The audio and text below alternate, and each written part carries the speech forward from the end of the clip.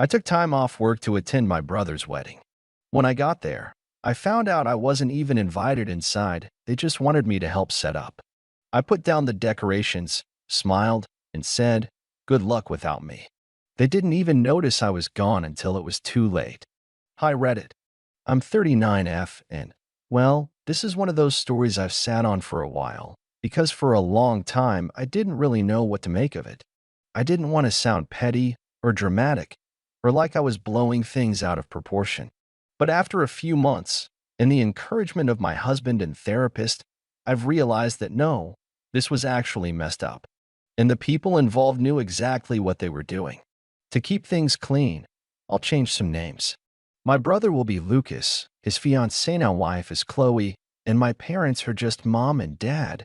You'll see soon enough why I don't feel like giving them warm nicknames. For some background, Lucas is 5 years younger than me.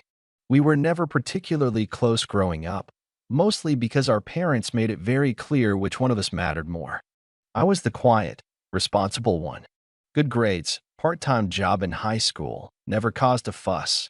But Lucas? He could do no wrong. He crashed the car? He's just a kid. It's a learning experience. I'd forget to unload the dishwasher?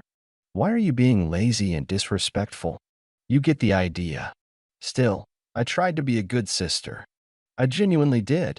I went to his sports games, helped him with homework, gave him rides before he got his license. And when he got into trouble, real trouble, I was the one who drove him to a clinic at 2 a.m. when he was too scared to tell mom and dad what was going on. But once we both hit adulthood, things changed. Or more accurately, I changed. I stopped trying so hard to be part of a family that clearly didn't value me as anything more than a support system. I moved to another city for work, got married, built a life that felt like mine. I still visited on holidays, sent cards and gifts, stayed polite, but I pulled back emotionally. And honestly, that distance saved me. So when Lucas called me one evening, about 6 months ago, I was a little surprised. "Hey, just wanted to let you know Chloe and I set a date," he said. "It's gonna be in late September." "Wow, congrats," I said, meaning it. "That's exciting.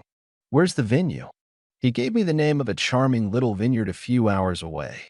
"We're doing it low-key, just family and close friends." "Sounds lovely. Let me know what dates to block off. I'll talk to my manager and get time off." "Great," he said. "We're really hoping you can come. You're important to me." That last sentence stuck with me. It felt sincere. I hadn't heard Lucas say anything like that in a long time. Maybe this wedding was going to be a step toward reconnecting. Maybe we were finally going to act like siblings again. So I arranged everything. Took 2 days off work, not easy to do in my field. Booked a room at a nearby B&B, even spent a good chunk of change on a dress and shoes that were vineyard wedding appropriate. I didn't ask about being in the wedding party. I figured if they wanted me involved, they'd tell me. A couple of weeks before the big day, Lucas texted me and said they could really use help setting up on the morning of the wedding. "No problem," I told him. I'd be there early. So I showed up around 9 a.m., comfortable clothes on, ready to help. The vineyard was beautiful, rolling hills, white chairs, string lights already halfway hung. I saw Chloe immediately, clipboard in hand, barking orders at two young women who looked absolutely miserable. "Hi, Chloe," I said, walking up to her. She blinked. "Oh, you're here. Good." Then she handed me a box of centerpieces and pointed toward a barn-like structure where the reception would be. "No time to chat. We're way behind schedule." Okay, a little brisk, but I brushed it off. Weddings are stressful. Over the next hour, I was joined by a few more people, mostly Chloe's cousins, from what I gathered. I set up centerpieces, helped hang signs, moved tables, fetched water. I didn't mind until I noticed something odd. Everyone else had lanyards, like actual printed badges with wedding party or vendor labels. They were also all chatting about the ceremony timeline, where the photographers would be stationed, who was doing what and when. No one had given me a lanyard. No one had told me where to go after setup. I chalked it up to oversight until I saw a printed guest list sitting unattended on a table next to the caterer's trays. I shouldn't have looked. I really shouldn't have looked. but something in my gut said, check it. My name wasn't on it.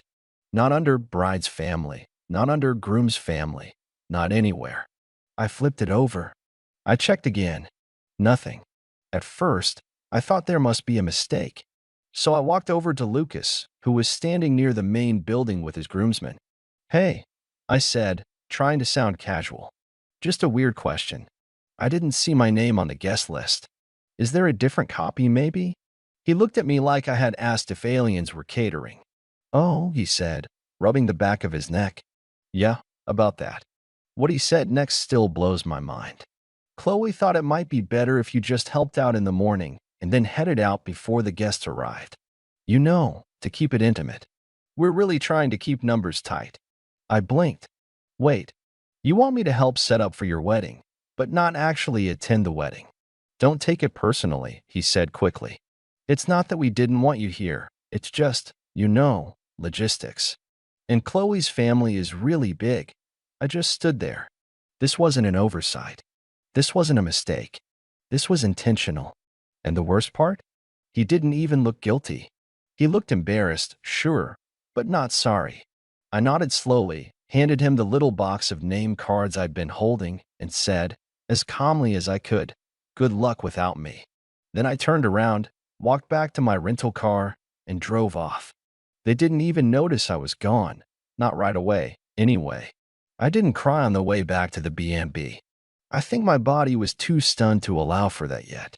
It was one of those quiet drives where everything feels a little off, like the air itself has a weight to it. I kept thinking about that moment when Lucas looked me in the eye and basically said I wasn't welcome, not in anger, not in some heated argument, but with that calm, almost indifferent tone that cuts so much deeper than yelling ever could. When I got back to my room, I sat on the edge of the bed for a long time. Just sat. My suitcase was still open from that morning, half unpacked, with my dress hanging from the closet door. It was a pale green number, something soft and pretty I'd picked out months ago because Chloe's email had said garden party formal. She never explicitly invited me, I realized. There was no invitation in the mail, no evite. Just that casual phone call from Lucas, followed by a text asking for help. I had filled in the blanks myself, assuming I was wanted there, because why wouldn't I be? That assumption, it turned out, was my biggest mistake. I think what hit me hardest wasn't being excluded from the ceremony itself, it was the fact that they hadn't even planned to tell me. If I hadn't seen that guest list, I would have just kept working like a fool until the other guests arrived and someone quietly asked me to leave. That thought made my stomach turn. The humiliation of it. I texted my husband, Darren, and told him briefly what happened. He'd stayed home to look after our dog and because he couldn't get the time off work. The three little dots popped up immediately, then disappeared, then reappeared. He finally responded with, "Are you okay? Want me to drive up?" I told him no, I needed time to think, and I'd call him later. But I wasn't okay. For hours I just sat there, going over every interaction I'd had with Lucas and Chloe in the past year, trying to find the moment I'd apparently become expendable. There were signs, now that I looked back. The way Chloe always referred to family, as if it didn't include me. The bridal shower I wasn't invited to. Lucas not asking me to do a reading or even stand up during the wedding, despite the fact that I literally raised him half the time when we were kids. The way our parents always dismissed my questions with vague, "Oh, we're not sure about the details yet," every time I asked what role I'd be playing in the big day. At around 3 p.m., while I was still staring out the window, there was a knock at my door. It was the elderly woman who ran the B&B, Mrs. Ellery. She was holding a small envelope. "This came for you," she said with a kindly smile. A young woman dropped it off. She didn't give her name. I thanked her and shut the door. Inside the envelope was a handwritten note. "Hi, I'm really sorry. I thought you knew. If I'd realized you weren't actually invited, I would have said something sooner. That was really unfair. You didn't deserve that." Annie. Annie was one of Chloe's cousins, I remembered. Quiet girl, maybe 22. She'd been helping hang signs with me that morning. The note was simple, but it felt like the first human thing anyone connected to that wedding had done all day. I clutched it in my hand for a while, feeling a strange swirl of anger and gratitude. Annie knew. She had seen what happened and had enough decency to say something. The question now was, what was I going to do about it? I wasn't the kind of person who liked drama. I wasn't going to crash the ceremony or throw a fit or cause a scene. That wasn't me. But something about the way they had used me, the way they had dismissed me like hired help and not a sister, it sat in my bones like ice. I pulled out my laptop. I'd seen the seating chart. I knew how the tables were arranged. I also knew something they hadn't realized in their rush to exclude me. I had done more than just hang centerpieces. I had unpacked the welcome bags for the hotel guests. I had helped the florist identify the family tables. And most importantly, I had full access to the shared online folder Chloe had sent me 2 weeks ago when she asked if I could help check the final RSVPs. I hadn't even thought about it since. Until now. And as I opened that folder and looked at all the editable documents sitting there, menus, table assignments, printed programs, place cards, something in me shifted. Not rage exactly, but something colder, calmer. I stared at the screen for a while before doing anything. I wasn't looking to sabotage their whole day. As angry and hurt as I wasn't interested in revenge for the sake of cruelty. But I was interested in consequences. And I knew them well enough to understand what would actually sting. Chloe was, to put it kindly, meticulous. She was the kind of person who sent calendar invites for brunch. Her entire wedding was color-coded and scheduled to the minute. That online folder she'd shared with me?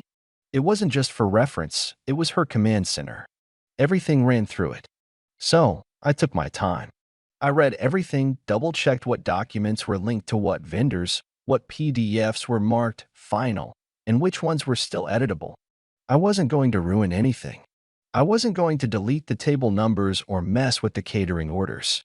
But I could make some adjustments. First, the printed programs.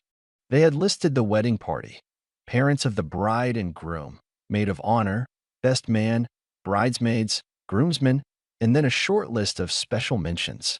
Chloe's childhood piano teacher made the cut. So did her hairstylist. My name? Not there. So I added myself. Just one line, tucked neatly beneath the special thanks section, with love to the groom's sister, Marin, for her help and support. Nothing dramatic. Just enough to make someone at the ceremony raise an eyebrow and wonder, wait, who's Marin? And where is she? Then I looked at the table assignments. Each table had a little description, fun anecdotes like college friends, cousins from up north, bride's book club, and so on. Lucas's table had one that made me pause. It read, Family of the groom, our most cherished. Right. I didn't delete it. I just changed it to Family of the groom, handpicked with care. Accurate, in a twisted sort of way. Next came the welcome packet they'd prepared for guests staying at the hotel. It included a QR code to access the weekend itinerary, Chloe's contact info, emergency numbers, and a little paragraph thanking everyone for joining us to celebrate this intimate gathering of our closest loved ones. Again, I didn't touch the logistics, but I edited the intro paragraph slightly. Thank you for making time to be here with us. While we wish we could celebrate with everyone who has been part of our lives, we've chosen to keep this a very intimate gathering. If someone you expected to see isn't here, please know that decisions were made with intention. That one took me a few minutes. It was subtle, but it would plant a seed. By the time I finished, it was nearly 6 p.m. The ceremony would have started by then. I imagined the rows of chairs, the delicate music playing, the string lights glowing just so. I imagined Chloe glancing at her program and seeing my name, wondering how that had slipped through. And I imagined Lucas, standing up there, smiling nervously, probably assuming I had just slunk away quietly, like always. I closed my laptop. It would have been enough to leave it at that, I think.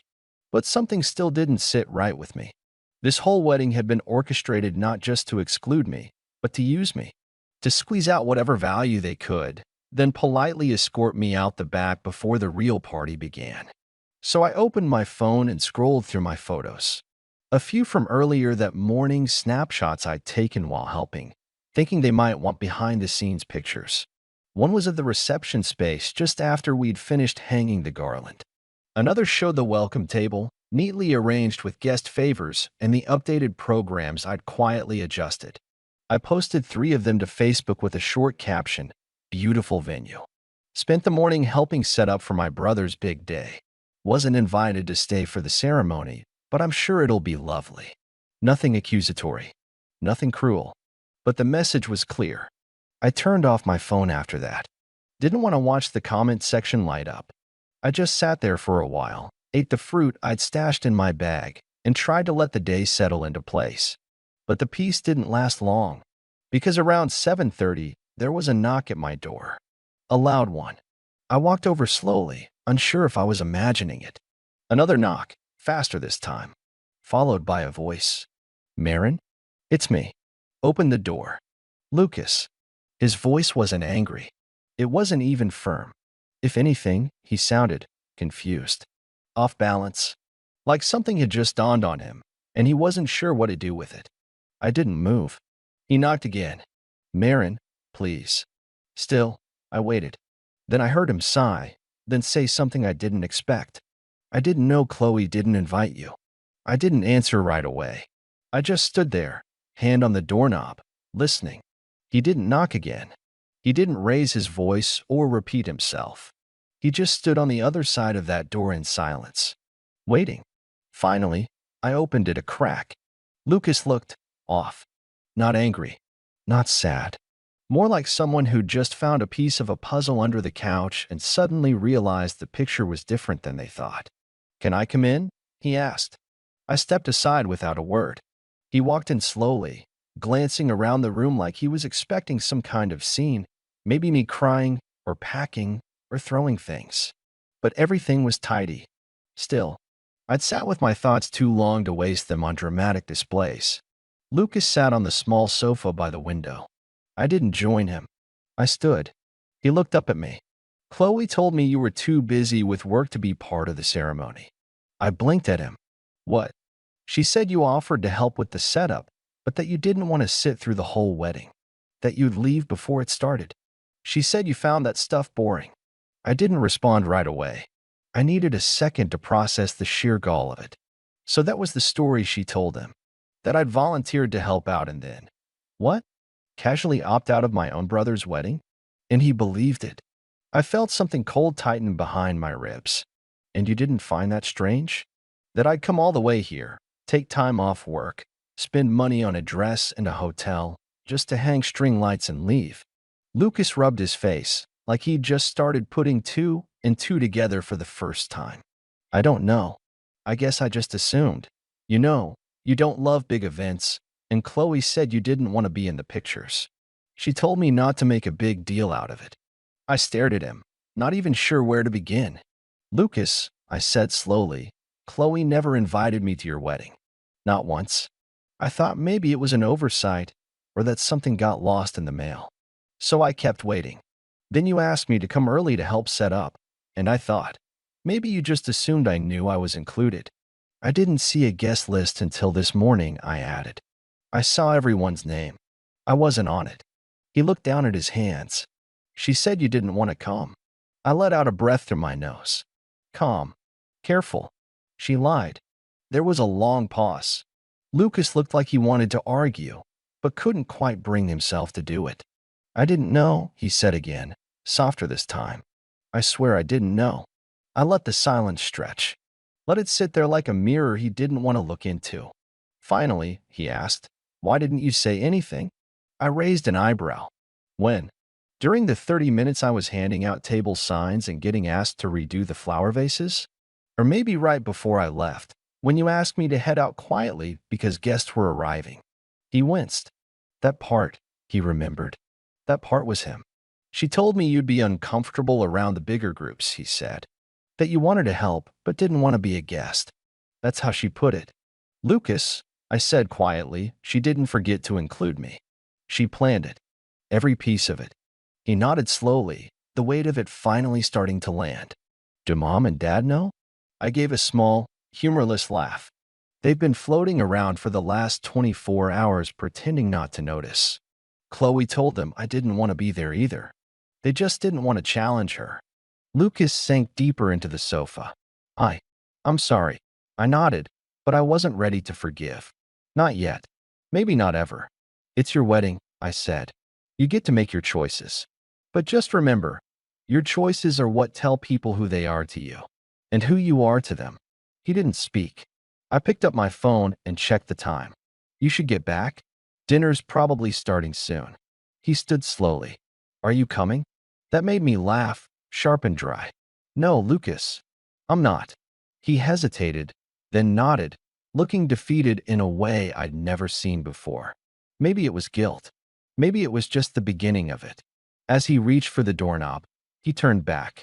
I don't know how to fix this. You won't, I said, because you didn't break it alone. He opened the door and stepped out into the hallway. I watched him go, then quietly closed it behind him. A few minutes later, my phone buzzed. It was a message from Annie. Did you post that picture on Facebook?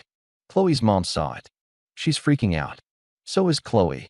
I didn't reply right away, just smiled to myself. Then another message came through.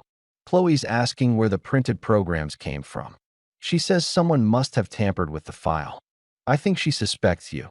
I sat down, picked up the envelope Annie had delivered earlier, and tucked it into my bag.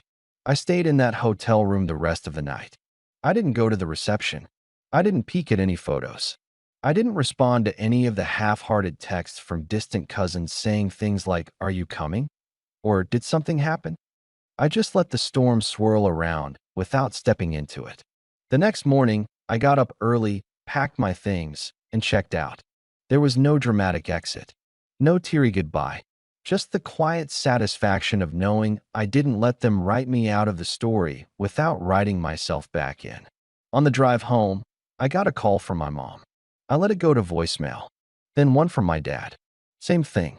Both messages were careful, neutral. Just wondering where you went, my mom said. We missed you at the reception. Hope everything's okay. I didn't bother replying. There was no point. 3 days later, Lucas showed up at my apartment. I was home. I debated pretending I wasn't, but something told me he wasn't here to repeat the same script. When I opened the door, he looked tired, older than he had 3 days ago, like the consequences had finally caught up. Can we talk? He asked. I stepped aside. He didn't sit. He just stood in the middle of the room, holding a small white box in both hands like it was fragile. I found this, he said, holding it out to me. I took it, opened it. Inside was the bracelet I'd given him years ago, a silver chain with a tiny compass charm. I'd bought it for him after he got accepted into a teaching program out of state. He used to wear it every day. I thought I lost it, I said quietly. You didn't. I took it off during the move last year and forgot where I packed it. He looked down at his hands. I've been thinking a lot, he said, about how Chloe made me feel like choosing her meant trimming everything else away. I kept telling myself she just wanted things a certain way, that it wasn't personal. But it was. It was personal. He finally Saturday. I let her rewrite the story of who we are to each other, he said. I saw it happening, and I let it. Because it was easier. I didn't interrupt. I let him sit in it. She's angry, he continued. Not about the programs. Or the photos. About you posting it all. About people asking why you weren't there. About her family noticing. She said you embarrassed her. I raised an eyebrow. I told the truth. I know, he said. And it made her uncomfortable. Because she built this perfect image of the wedding, and the second someone pointed out the crack in the foundation, it all got shaky. He sighed. I'm not asking you to fix anything. I just wanted to say, I see it now. And I'm sorry I didn't before. It wasn't an instant fix. It wasn't a magical reversal of the hurt. But it was something. Something real. Not pity. Not guilt. Just recognition. I can't promise everything's going to be different overnight, he said. But I do want to make things right. Even if it takes time. I nodded. I believe you, I said. We sat for a while, talking. Not about Chloe. Not about the wedding. Just memories. Childhood stories. Things that used to be simple before everything got complicated. He didn't stay long. When he left, the air felt a little clearer. Over the next few months, things slowly shifted. Lucas started reaching out more, checking in, asking how I was doing, inviting me to meet for coffee or go on walks. At first, it felt a bit awkward, but we kept showing up, and little by little, it got easier. As for Chloe, well, she never reached out. Not even once. Lucas told me, gently, that the wedding fallout turned into a bigger issue between them. That Chloe couldn't understand why he didn't shut it down sooner. Why he let people talk, let questions be asked, let me disrupt the narrative. He told her if she wanted to build a life with him, she had to accept that his family wasn't just a prop for her version of perfect. They ended up going to counseling. I don't know all the details. He didn't share much, and I didn't ask. I knew enough. All I really cared about was that my brother, the real version of him, was trying. And that, for the first time in a long time, I felt like he saw me. Not as someone in the background. Not as someone to set aside when it was inconvenient.